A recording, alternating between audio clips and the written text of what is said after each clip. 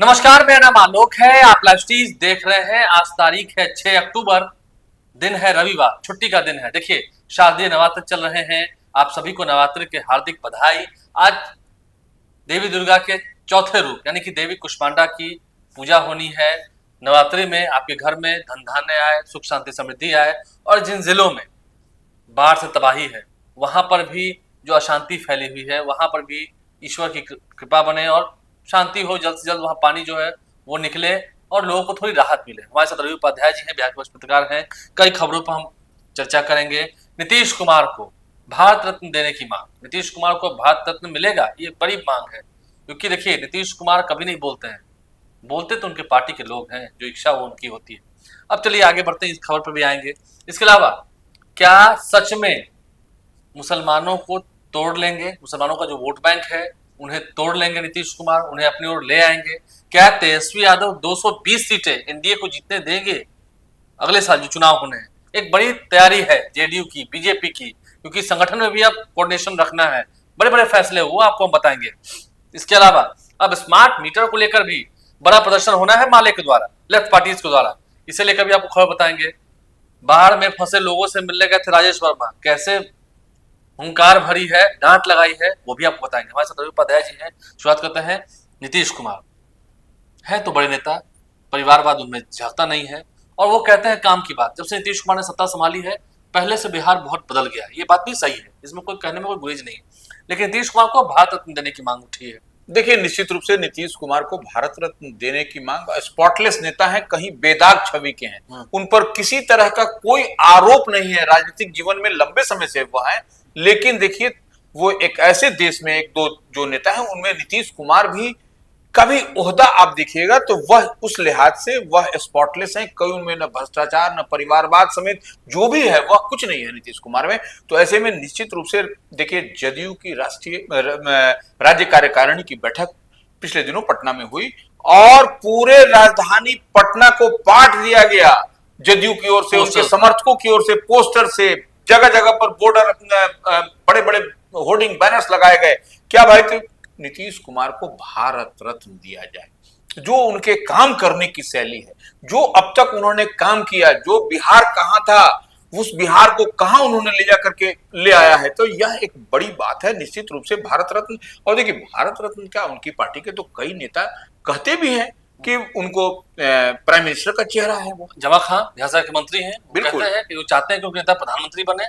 ये बात होती है, पिछले दिनों हुई थी बात। देखिए, हर पार्टी का के दल के नेता की यह चाहत होती है कि उनके जो रोल मॉडल है वह सर्वोच्च पद पर बैठे। मुख्यमंत्री होना ठीक है, मुख्यमंत्री तो ठीक है, लेकिन प्रधानमंत्री बने। तो वही जमा खान कह रहे हैं जो उनकी पार्टी में जेडीयू के कोटे से हैं, और यही तरह से उनकी पार्टी के जो कार्यकर्ता हैं, जो नेता हैं, वह चाह रहे हैं कि उनको, नीतीश कुमार को भारत रत्न मिले।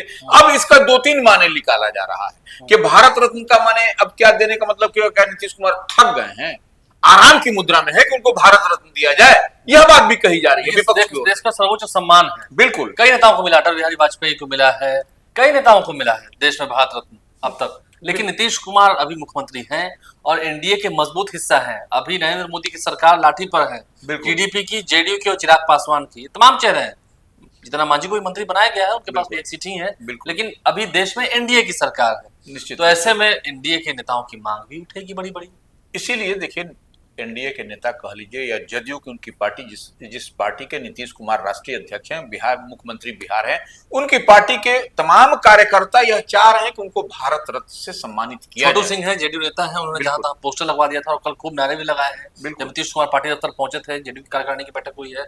अब देखना यह है, नीतीश कुमार की इच्छा तो ऐसी कुछ रहती नहीं, हो तो हमेशा कहते हैं हमारी तो साहब ऐसी कोई इच्छा नहीं। बिल्कुल, बाद में झलकता है। हाँ, देखिए, नीतीश कुमार की यह इच्छा, देखिए किसको अच्छा बुरा लगेगा, कोई, लेकिन अवार्ड कोई मांगता है? हाँ, कोई मांगता नहीं है, वो तो सम्मान के तौर पर उनको नीतीश इच्छा होती है। हाँ बिल्कुल, और उनके कार्यकर्ता, उनके सिपाही, उनके नेता इस मांग को रख रहे हैं आम आवाम के बीच में। बिल्कुल, इस मांग को रख रहे हैं। देखिए, लेकिन कल जेडीयू की बैठक हुई है, जब राज्य कार्यकारिणी की बैठक पाते हैं, नई टीम का गठन हुआ था। कुल उसमें 118 नए सदस्य हैं, 118 सदस्य हैं, कुछ पहले वाले भी हैं, कुछ नए जोड़े भी गए हैं। लेकिन तैयारी हुई है, जो मुस्लिम तबके के लोग हैं, अल्पसंख्यक समुदाय के लोग हैं, उनके वोट में जिस तरह से सेंधमारी 2010 में हुई थी, 2010 में मुसलमानों ने वोट आरजेडी को भी दिया था तो जेडीयू बीजेपी को भी दिया था, बिल्कुल। और तभी 206 सीटें आई थी उस वक्त जेडीयू बीजेपी गठबंधन को। नीतीश कुमार भी चाहते हैं कि अल्पसंख्यकों का जितना उन्होंने कल्याण किया है, अल्पसंख्यक समुदाय के लोगों का जितना कल्याण किया है, वोट उतना उन्हें मिले, ये तैयारी है, और इसलिए नेताओं को भी टास्क दिया है। देखिए, नीतीश कुमार अपने कार्यकाल में आप जितना दिन का देखिएगा, उस कार्यकाल के दौरान कब्रिस्तान की घेराबंदी, मदरसे में माने जो बेहतर शिक्षा हो सकता है वह शिक्षा, तो इस लिहाज से और कई सारे अल्पसंख्यकों के लिए आप देखिए कई सारी हुनरमंद योजना समेत कई ऐसी योजनाएं हैं जो महिलाओं माने बच्चियों के लिए भी और छात्रों के लिए भी, दोनों के लिए वह तमाम तरह की हुनरमंद योजना क्या है, वो स्किल्ड करने वाली योजना है। तो वो ऐसे में जो मुस्लिम समुदाय के जो बच्चे थे उनको स्किल्ड करने की बात हुई, वो लड़के हो लड़कियां हो, तो यह नीतीश कुमार ने तो निश्चित रूप से एक मिसाल पेश किया है। तो और इसीलिए आप देखिएगा कि वह किसी के साथ रहे, नीतीश कुमार या एनडीए में रहे या इंडिया में रहे, महागठबंधन के साथ रहे या उनके पास में माने मुस्लिम समुदाय का वोट जेडीयू को, तीर छाप को, नीतीश कुमार की पार्टी को मिलता ही मिलता है। उसमें कभी आपको देखिएगा कि अब रहा परसेंटेज, प्रतिशत कि जैसे लालू प्रसाद यादव के का जो समीकरण होता है मुस्लिम यादव समीकरण, तो वो समीकरण कहा जाता है, लेकिन जेडीयू के पास में नीतीश कुमार की पार्टी जदयू में तीर छाप में आप देखिएगा वहां पर भी अल्पसंख्यकों का, मुस्लिम समुदाय का वोट परसेंटेज पोल उधर पड़ता है। इसीलिए आप जो कह रहे हैं 2010 की बात, जो अपार बहुमत के साथ, हाँ, क्योंकि इस राज्य में शांति अमन चैन तो है जब से नीतीश कुमार है, बिल्कुल, हिंदू मुस्लिम तो नहीं हो पाएगा। नहीं नहीं, जब तक नीतीश कुमार है तो हिंदू मुस्लिम आप बिहार में नहीं कर पाइएगा, ये संभव नहीं है। हम तो इस बात को बार बार लाइव सीरीज इस बात को कहा था, नीतीश कुमार की CCC से कभी समझौता नहीं, क्राइम, करप्शन, कम्युनिज्म, बिल्कुल, तो ये तो उनकी यूएसपी है ही, उसमें कहां दिक्कत है। इसलिए मुसलमानों को साधने की बात है, निश्चित रूप से अब जो थोड़ा बहुत इधर हुलुक बुलुक कर रहे थे मुसलमान, उनको भी साथ लाने की बात है, उनको भी साथ। देखिए मनीष वर्मा हर जगह घूम रहे हैं, बिल्कुल, मनीष वर्मा संगठन में मजबूती से काम कर रहे हैं, प्रदेश महासचिव, माफ कीजिएगा, राष्ट्रीय महासचिव हैं, बिल्कुल, प्रदेश महासचिव तो कुछ अलग लोग हैं, लेकिन मनीष वर्मा भी सबको सम्मानित कर रहे हैं, देखिए जिलों में जाकर के, और संगठन में लोग जो पुराने कार्यकर्ता हैं उन्हें सम्मानित कर रहे हैं। वो सम्मान, देखिए सम्मान आप दीजिएगा तो पार्टी को सम्मान पाइएगा, सम्मान पाइएगा भी।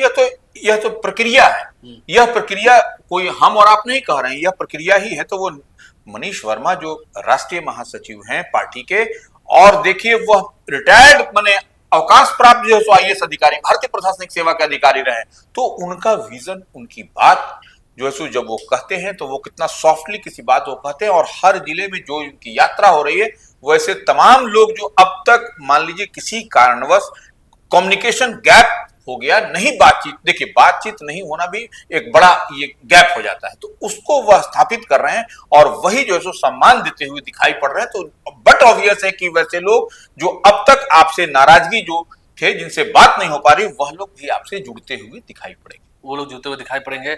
लेकिन क्या सच में तेजस्वी यादव नीतीश कुमार को 220 सीटें जीतने देंगे बिहार में? आपको लगता है विपक्ष पहले से ज्यादा मजबूत है?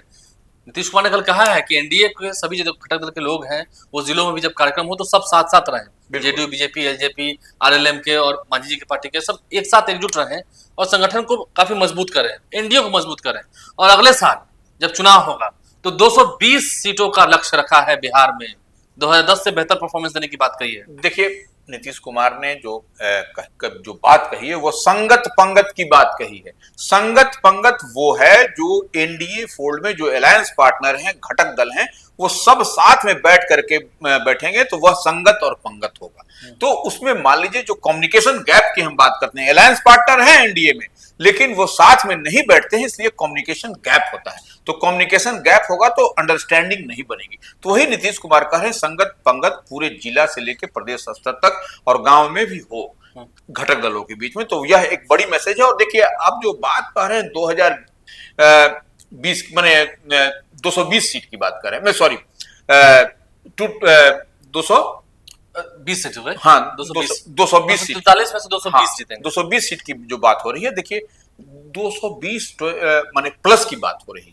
तो प्लस का मतलब इसको हम लोग ऐसे देख रहे हैं, हम लोग उस नजर से इसको पढ़ रहे हैं कि 225 सीट, नॉट 220, 225 220 प्लस है जी, 220 प्लस। इसका मतलब 2025 और 2025 में चुनाव होना है 200 टारगेट लेके चल रही है। ये टारगेट है, ये क्या टारगेट तेजस्वी यादव ये होने देंगे, आपको लगता है?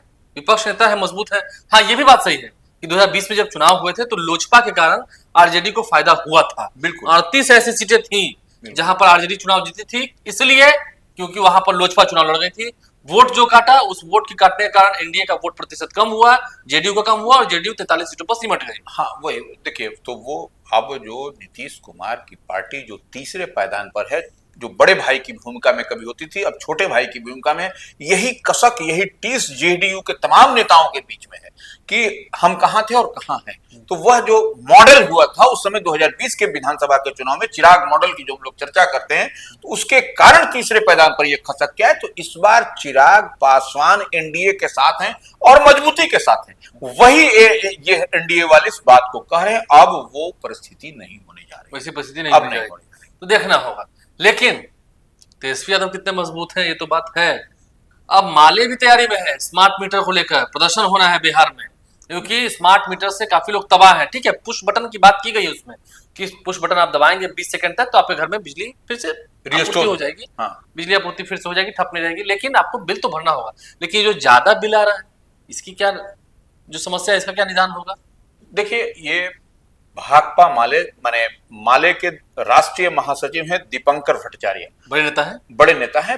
पिछले दिनों उन्होंने पटना में प्रेस कॉन्फ्रेंस करके इस बात को कह दिया कि हम लोग की पार्टी जो माले है वह 16 से 25 अक्टूबर तक उनकी यात्रा निकलेगी, बदलो बिहार न्याय यात्रा, बदलो बिहार नया यात्रा निकलेगी।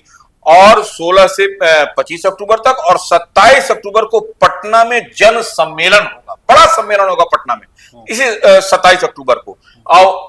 अब वो किस बात को लेकर के, त्योहार से पहले, हाँ, तो किस बात को लेकर के वह बिहार में घूमने निकल रहे हैं दीपंकर भट्टाचार्य, उनकी पार्टी के तमाम नेता, तो वो ले रहे हैं स्मार्ट मीटर को लेकर के, जमीन सर्वे को लेकर के, लैंड सर्वे को लेकर। हाँ, तो ये लैंड सर्वे को लेकर के, तो यह वह क्या कह रहे हैं, वह कह रहे हैं कि स्मार्ट मीटर को उन्होंने लुटेरी योजना बताया, लूटने वाली योजना बताया गरीबों के लिए।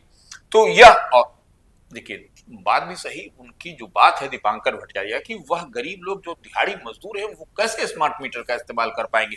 वह निश्चित रूप से वह उनके खाते में उतनी पैसा होगा तभी वो चालू कर पाएंगे मीटर, तो खाता खुदी कहां से होगा, और वो ऑनलाइन करना है, पेमेंट करना है, यह सब, तो यह सब परेशानी है दिहाड़ी मजदूरों के लिए, नंबर एक। नंबर दो बात, आप जो भूमि सर्वे की, लैंड सर्वे की जो बात हो रही है, उसमें दीपंकर भट्टाचार्य ने कहा है कि जब तक गरीबों को पर्चा नहीं, जमीन का पर्चा नहीं मिलता, तब तक भूमि सर्वे पर रोक लगनी चाहिए। ये बड़ी बात कह रहे हैं वो कि देखिए, आप ठीक है भूमि सर्वे कराइए, लेकिन सबको पहले गरीब लोगों को आप जो सो पर्चा जो अब जमीन का है वो दे दीजिए, उसके बाद ये सब करवाइए। यह तो एक तरह से कहा जाएगा गरीबों को बेघर करने, जमीन से ये करने की कवायद है। तो यह, इस पर बड़ी आपत्ति भाकपा माले के दीपंकर भट्टाचार्य ने कहा है, और ये आंदोलन बड़ा होगा भी। बिल्कुल निश्चित। तेजस्वी यादव की पार्टी आरजेडी ने भी स्मार्ट मीटर को लेकर आंदोलन शुरू कर दिया है। बिल्कुल, और स्मार्ट मीटर कहीं ना कहीं लोगों को लूट रही है, ये बात लोग मानते हैं। हालांकि कई बार विजेंद्र प्रसाद यादव ने, बिहार सरकार कई अधिकारियों ने इस पर प्रेस कॉन्फ्रेंस में जानकारी दी है, लेकिन जो लोगों को बात चुप हो गई वो चुप हो गई।